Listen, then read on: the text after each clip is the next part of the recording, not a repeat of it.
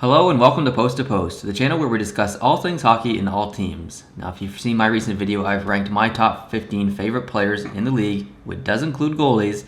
And now, Justin, it's your turn. I don't know if you have any goalies on your list. I don't know your list at all. This is totally out of the blue, not out of the blue, but I mean, I kind of asked you this morning to do your list, and I don't know anything about it. So I'm excited to know your top 15 favorite players. So let's start with maybe number 15. Sounds good to me. I just want to note that this was insanely tough. Yeah, it was tough when I did mine too. Yeah, to narrow it down to 15. I think when I started my list, I was at 27 players, and then from there I had to take it down to 15, and then trying to order them 1 through 15. Yeah. My goodness. I spent a lot of time on this. So I'm going to start at the bottom, work my way up. Number 15, Jake Guentzel. Yeah. He made my list just based off his amazing play this year. To me, he plays mature beyond his years, as if he's a veteran in the league of at least 5 to 7 years. He's calm. He's got amazing hands. That sounds awful, but you know what I mean. He's a playmaking specialist, but he's also more of a goal scorer than he is a playmaking specialist. But he's a very dynamic forward. He's very young, and his future looks so bright with the Pittsburgh Penguins. I'm okay with that pick. So far, so good. Number 2. You're not going to like this number one. Number 14? Number 2, number 14. Yes, Matt Cullen. Matt Cullen, I've never been a fan of Matt Cullen. I don't know why. Even though he played great that last game specifically, for whatever reason, I've just never been a fan. 40 years old. To me, he is Pittsburgh's best face-off guy. He has that veteran presence for their club. And there is some rumor circulating that this was his final year, and he's going to hang them up a Stanley Cup champion. Yeah, I don't blame him. Well, it's a good way to go out. That's for sure. You can't ask for better. But I don't know. I just see him coming back next year because he's such a key component. He adds a lot of depth. And to me, he plays like he's 30, even though he's 40. He's an amazing depth player for their organization. So number 13, Jaromir Jagr. Another former Penguin. I had to put him on the list just based off of, I grew up watching Jaromir Jagr. Everyone. When he came into the NHL, I was only 6 years old, and being a follower of Mario Lemieux, you had to follow Jagr as well because they were the dynamic duo that won them the Stanley Cups in 91 and 92. That was a big part of it. And he's still putting up consistent numbers given his age, and he's almost kind of like an ageless wonder. Again, similar to Cullen, he plays as if he's 10 years younger than his actual age. So I have a lot of respect for him. I don't know anyone who dislikes Jagr. I think everybody likes Jagr. How could you not? The only real critique I have about him is what I hated every time he'd score a goal. He'd take the glove off and do the salute. That was amazing. I hated that. That was amazing. Hated it. Well, maybe once every so often, but every goal, overkill. During that time when I played minor hockey, there was a guy in my team who scored a lot of goals, and every time he scored a goal, he would do that in honor of Jagr. It's great. Number 12, Wayne Simmonds.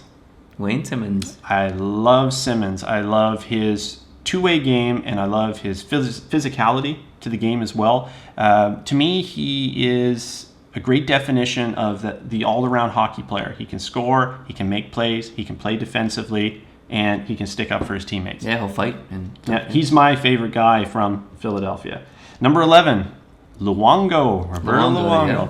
Now, I'm not so much a fan of his goaltending because I think there's a lot of goalies out there who are better than Roberto Luongo. But he has won me over throughout the years just because of his personality. Yeah, his personality is great. He's such a funny guy. Yeah, and I follow him on Twitter. He is hilarious. He is. Yeah, his personality alone basically got him on this list.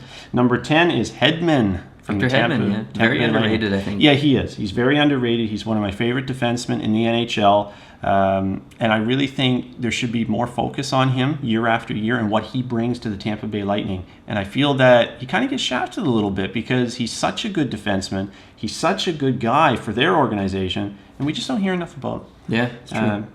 Number 9 is Joe Thornton. Again, Joe, we're going back to the older guys, kind of like Cullen and Jagr. Thornton can still put up consistent numbers, and you could argue he is the best playmaker in the NHL. If not, then he's definitely in the top 3. I would give it to him, best playmaker. Sure. He's the last guy to hit 90 assists in a season.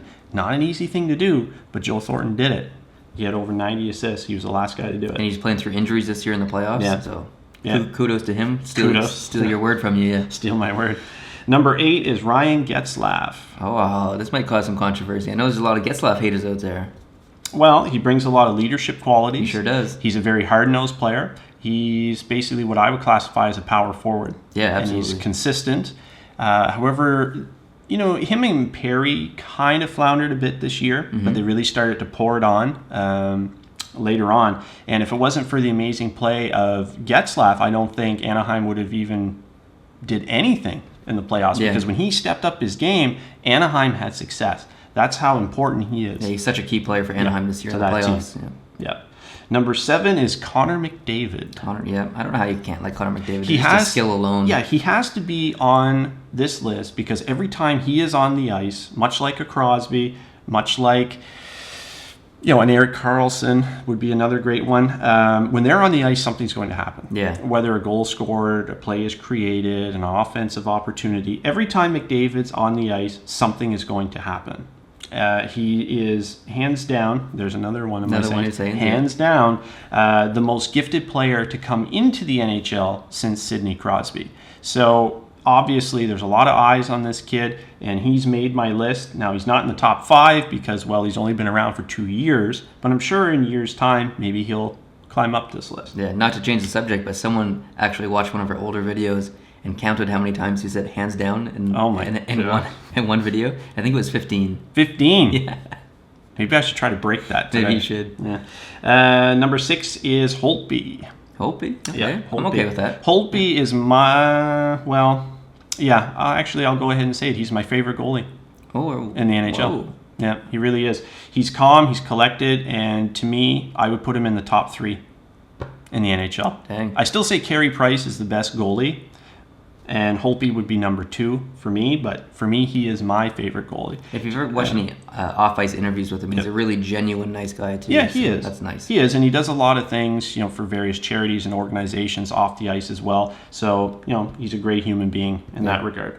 Number 5 for me is Patrick Kane. Patrick Kane? Just because of what he can bring offensively, and to me, he could be one of the best puck handlers in the entire NHL. Yeah. He's a shootout specialist. He can create a lot of highlight reel moments, and he's a very speedy forward as well. Number 4. What? You weren't going to mention the haircut? Well, yeah, I could. I mean, he did earn a lot of points with me with the mullet and, of course, the sidestep style he did. Yeah. So obviously he's a very comical guy. He doesn't care about hair appearance all that much, and that was hilarious. Yeah, anybody with a mullet probably is okay with how they look in general. Well, 1989, I had a mullet with side steps. So snap. That's going way back. Number 4 is Bergeron. Best two-way player in the league, in my opinion. Yeah, I'll agree with that. He's definitely the best two-way player. His face-off numbers are through the roof, and what a tough guy. This is a guy that plays through countless injuries. He brings all kinds of leadership qualities to the Boston Bruins. Even though he's not the captain of the team, his leadership qualities are through the roof. And he's a guy that you're always going to get 100% out of him. Every shift, every game, or every playoff series if the Bruins are in the mix. So now we're doing the top 3. Top 3. All right, Number 3. Blake Wheeler. Of the Winnipeg Jets. Yeah. I love the Winnipeg Jets. Number 2 on your list. Yes, they are my number 2 team. And if I had to pick a guy from Winnipeg that I just absolutely adore, it's Blake Wheeler. Yeah, I'm okay with that choice. I like Wheeler too. Yeah, because of his two-way play and his physical play that he can bring as well. He can be a hard-nosed player, but he can also be an offensive threat. Yeah, he's very consistent. I love guys like that. Yeah, very consistent. Number 2 is Drew Doughty. I guess I knew that one. Yeah.